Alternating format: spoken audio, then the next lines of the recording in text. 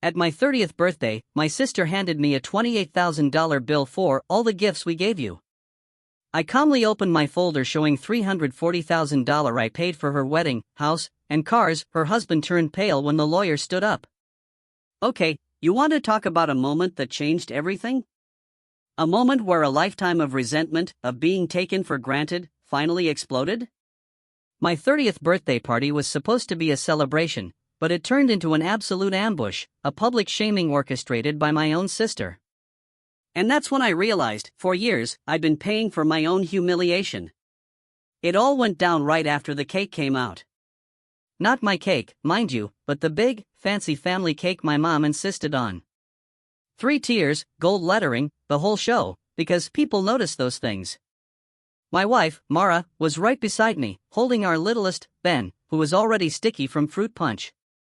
Ellie, our 8-year-old, clung to her mom's leg like she always does around loud adults, and Luke, our 10-year-old, clutched a drawing he'd worked on all week, me on my tractor, big shoulders, silly smile, our farm dog at my boots.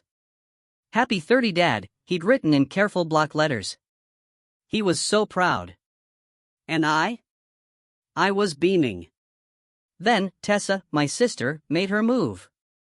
She waited until everyone was gathered, phones were up, and my mom had her special party voice on. She tapped a spoon against her glass, a wicked little smile playing on her lips. Before Irvin opens gifts, she announced, I have something special. Her husband, Grant, stood beside her, that polished, corporate grin plastered on his face. He held a thin manila folder like it was some kind of trophy. Tessa continued, we've all been so generous to Irvin over the years. A few heads nodded.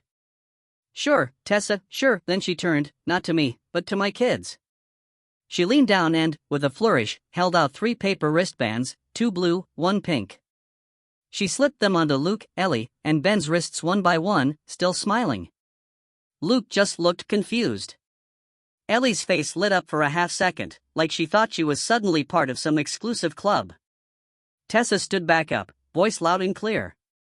These are so the kids can come to the after party at the lake house. My stomach dropped. An after party? This was the first I was hearing of it. Tessa kept right on going. But there's a small condition. Then, she handed the folder to Ellie. No, not me, sweetie, she said, her voice syrupy sweet. Can you read the first line out loud? It's for your dad. Ellie's hands were small, the folder big. She looked up at me, asking permission with her eyes. I wanted to reach out, to shut the whole thing down.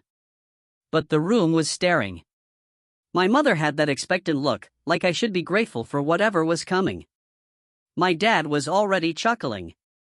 Mara's grip tightened on Ben. Ellie opened the folder. Inside, a single sheet of paper, big, bold numbers at the top. She squinted, then read in her soft voice, $28,000 for all the gifts we ever gave you.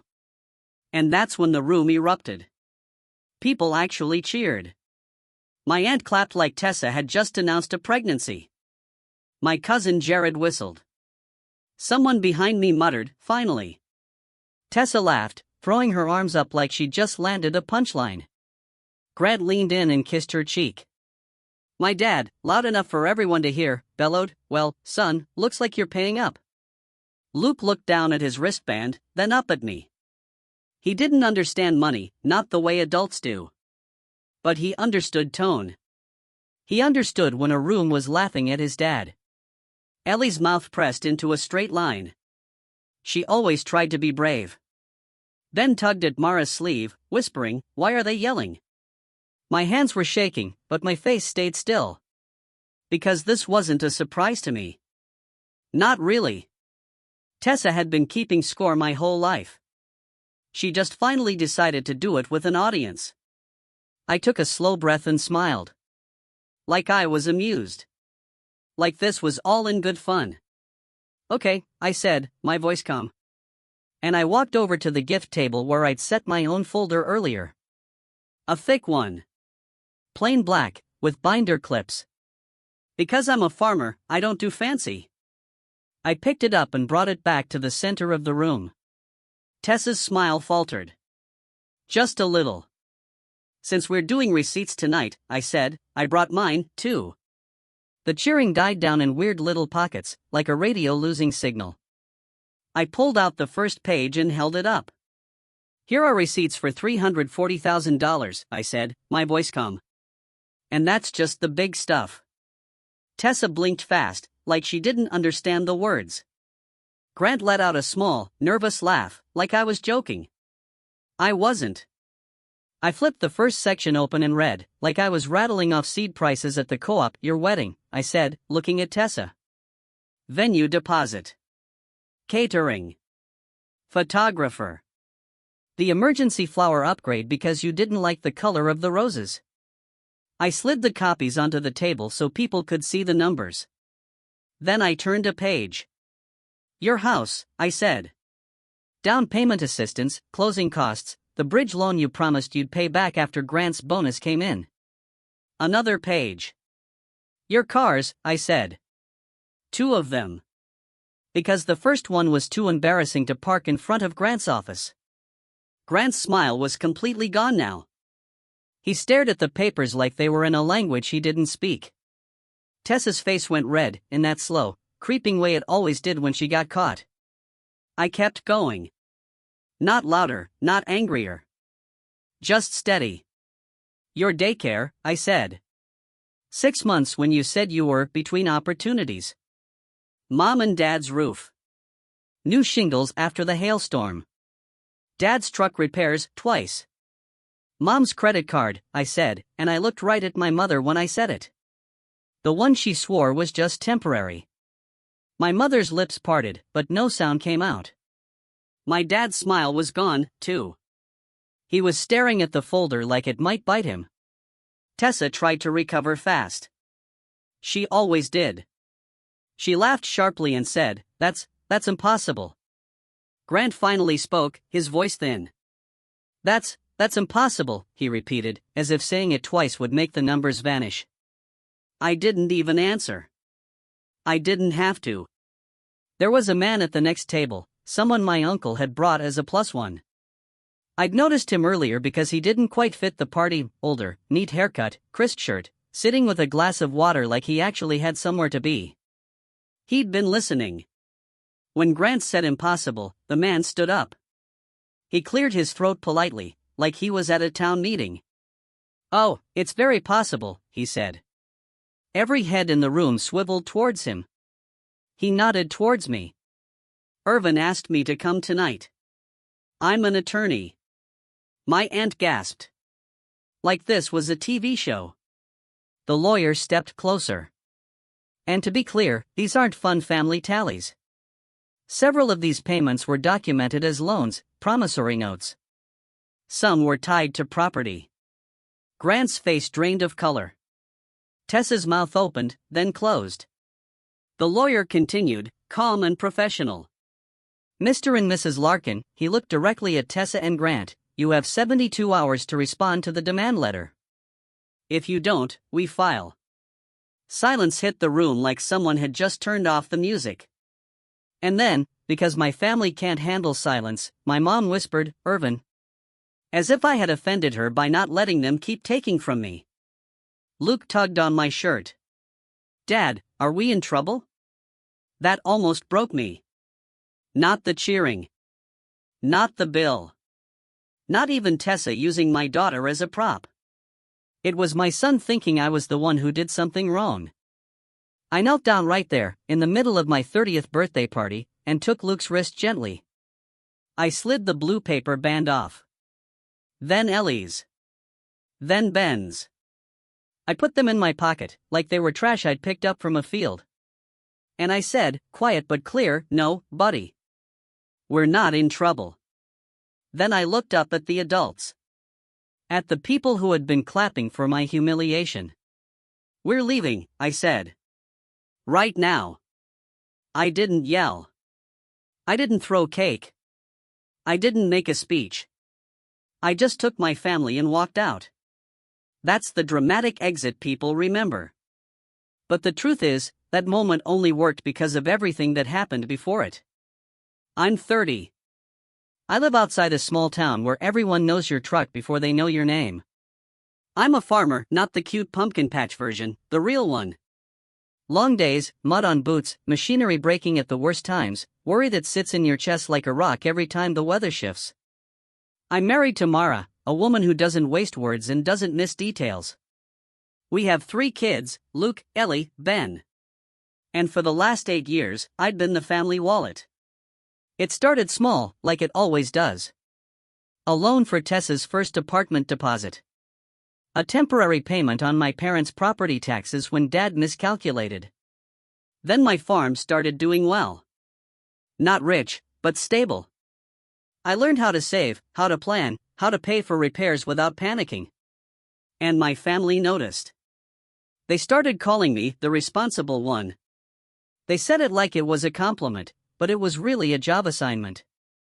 Tessa would call, crying about a bill. My mom would call, that tight voice, your sister is so stressed. My dad would say, we don't want to ask, but I wired money. I paid invoices. I covered gaps. And every time I did, I told myself I was doing the right thing. Because that's what I was raised to believe, family helps family. But what they meant was, Irvin helps family. It got worse after I got married. Mara saw it early.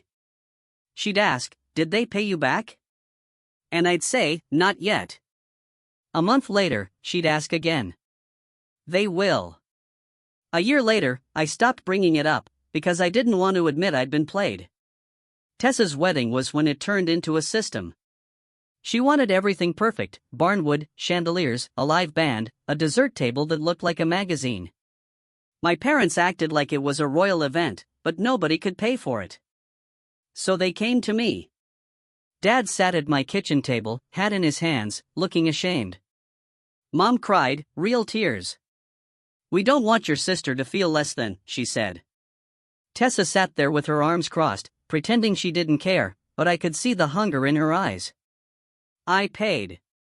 I told myself it was a one-time thing. Then there was the house. Just help us get the down payment together, Mom said. They'll refinance later. Then the cars. Then the emergencies, a hospital bill, a lost job, a delay in grants commission. Each time, I helped. Each time, my parents framed it like I was preventing disaster. And all the while, there was this other pattern running alongside the money. The way they treated my kids. Little things at first. My parents would buy Tessa's future kids gifts, just to be ready someday. But they'd forget Luke's birthday. They'd post family photos online, and somehow my kids were always at the edge, half cut off. Tessa would make jokes about my farm brood, like my children were animals. Mara noticed. I noticed. But I told myself, they'll grow out of it. They'll warm up. It's not worth a fight, because I didn't want to believe I was paying people who didn't even like us. Then came the last straw. Not the money part. The kid part. My sister didn't just hand me a bill. She handed it to my daughter and made her read it out loud like a joke. That's when the pattern and the moment finally lined up. They weren't just taking my money. They were using my children to keep me in my place. After we left the party, we drove home in silence. The kids fell quiet, in that exhausted way they get when they don't understand the adult tension, but they can feel it. Ben fell asleep, head against Mara's shoulder. Luke stared out the window, jaw tight, trying to be grown. Ellie kept rubbing her thumb over a little paper cut she got opening that folder. When we got home, Mara put the kids to bed without saying much. She moved like she was holding herself together by routine. When she came back downstairs, she stood in the kitchen with her arms crossed. "Are you done?" she asked. Not angry. Not dramatic. Just exhausted. I nodded. And that's when I made the one clean move I should have made years earlier. I didn't write a long text. I didn't threaten anyone. I didn't argue with my parents. I opened my laptop at the kitchen table, logged into our bank account, and pulled up the list of automatic transfers. There were more than I liked admitting. A monthly payment to my parents' utility account, I'd set it up after my mom claimed she kept forgetting and got hit with late fees. A weekly transfer to Tessa, she called it temporary support during her career transition. It had been going for 11 months. A payment to the loan I had co-signed for their second car. And one more thing that made my stomach twist, a savings account with my name and my father's name on it. He'd convinced me to open it together when I was younger, back when he still had that authority voice that made me feel 12. It was supposed to be for family emergencies. It had become their personal cushion. I clicked into each transfer and hit cancel. One by one. Each time the bank asked, "Are you sure?"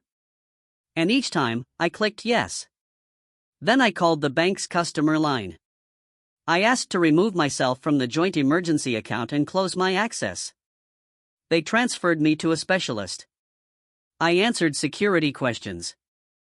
I listened to hold music while my wife sat across from me and watched, like she'd been waiting years for this moment. Finally, the banker said, "Okay, Mr. Larkin, your name will be removed. Future activity will require the remaining account holder's authorization.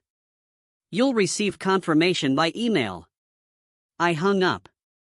I stared at the confirmation screen. My hands were steady now. Mara reached across the table and put her hand over mine. And I said out loud, like I needed to hear it myself, "I'm not their backup bank anymore." That was the boundary. One move. Concrete. Done. The fallout started before sunrise. 6:12 a.m., my phone buzzed with a text from my mom. Asterisk Irvin, call me. This isn't funny. Asterisk 6:18 a.m., another. Your father is very upset. 6:25 a.m., Tessa. Asterisk you embarrassed me. Fix it. Asterisk then Grant, from a number I'd never saved because I didn't like him. We need to talk like adults. By 7 o'clock, my voicemail was a mess. By 8 o'clock, my dad was pounding on my front door like he owned the place. Luke looked down the hallway and whispered, "Is Grandpa mad?" I swallowed. "Go eat breakfast," I said. Mara opened the door before I could. She stood there, calm as stone. My dad pushed forward like he was going to step inside, but Mara didn't move. He stared at her like she was an obstacle he didn't know how to handle. "Where's Irvin?" he demanded. "I'm right here," I said, stepping up behind her. My mom was in the driveway, too, arms wrapped tight around herself like she was the victim. Dad didn't say hello. He didn't ask about the kids. He went straight to the point. "We got notices," he snapped. "The utility payment didn't go through. The bank says the emergency account." I removed myself, I said. My mom's eyes flashed. "Why would you do that to us?" I didn't raise my voice. I didn't list every hurt again. I said one sentence, plain and slow. "I won't fund a family my kids aren't allowed to belong to." My dad scoffed. "That party stunt." "That party stunt used my daughter," I said, and my voice went colder than I expected. "You cheered while she read a bill like she was a waitress bringing a check." My mom tried to soften. She always did when anger didn't work. "You know your sister has a sense of humor," she said. I nodded once. "Then she can laugh while she pays her own bills." Dad's face tightened. "We raised you better than this." I looked at him and felt something strange. Not rage. Clarity. "No," I said. "You raised me to be useful, not respected. That ends now." My mom's voice sharpened. "So you're punishing us?" "I'm protecting my kids," I said. And behind me, I heard little footsteps on the hallway floor. Ellie had come out quietly and stood just out of sight, listening. I turned slightly so she could see my face. I wanted her to know this wasn't about money. This was about her worth. My dad tried the last weapon he had. He pointed at me and said, "You think you can just cut us off? After everything we've done for you?" And that's when I said the line that ended the conversation. "I already paid you back. With interest." Then I stepped forward, not aggressive, just firm, and closed the door. Not a slam. A steady click. Mara locked it. And for the first time in a long time, our house felt like ours. Over the next 3 days, the messages got uglier. Tessa sent paragraphs about how I was unstable, how Mara was controlling, how I was trying to ruin her marriage. Grant called twice and left one voicemail where his voice shook a little. He said, "We can work something out. This doesn't have to get legal." My mom cried in voice notes. My dad threatened to tell everyone what kind of man I really am. Then the lawyer I'd invited to the party, Mr. Dorsey, sent the official demand letter. He didn't send it to scare them. He sent it because that's what consequences look like when you stop playing family games. 72 hours. And they spent those 72 hours doing what they always did, trying to make me feel guilty enough to fold. But I didn't. Because every time my hand drifted toward my phone, I pictured Ellie holding that folder with her little fingers, reading out $28,000 while grown adults laughed. And I'd think, no. On the 4th day, my aunt called me, quietly. Not to guilt me, but to tell me something no one else would. "Irvin," she said, "they're panicking. Your sister didn't tell Grant where that money came from. He thought your parents paid for everything." That made me exhale a bitter laugh. Of course. Tessa's whole life was built on someone else footing the bill while she took the credit. By the end of the week, Grant showed up alone. Not at my house. At the edge of my property, near the gravel lane, like he was afraid to come closer. I walked out to meet him because I didn't want my kids seeing him at the door. He looked tired. Real tired. Like the kind of tired I recognized from harvest season. He held his hands up, palms open. "Irvin," he said, "I didn't know." I stared at him. "Didn't know what?" He swallowed. "That you paid for so much." I didn't enjoy his discomfort. I didn't feel victorious. I just felt done. He looked toward my barn, where Luke was kicking a ball with Ben. Then he said quietly, "Tessa told me your family helped you out over the years. That you were always taking." I let that sit in the air. Then I said, "And you believed her?" He winced. I did. I nodded once. "That's your problem." He took a breath. "What do you want?" This was the part people always expected to be dramatic. Shouting. Revenge. But I had 3 kids inside that barn and a wife who trusted me to choose peace. So I kept it simple. "I want my name off your mess," I said. "No more transfers, no more co-signing, no more family emergencies that somehow only cost me." Grant nodded slowly. "Okay."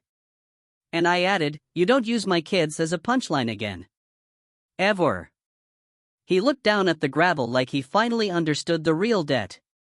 "I'm sorry," he said. I believed him more than I'd ever believed my sister. He walked back to his car without another word. And that was the first real consequence Tessa ever faced. Not the letter. Not the numbers. But her husband finally seeing who she was, without the glitter on top. The quiet closure didn't come all at once. It came in small scenes. A week later, my parents drove past our house 3 times. We saw the familiar truck on the road. They didn't stop. They wanted us to notice them noticing us. I didn't chase it. 2 weeks later, my mom sent one last text. "Asterisk, you're really doing this?"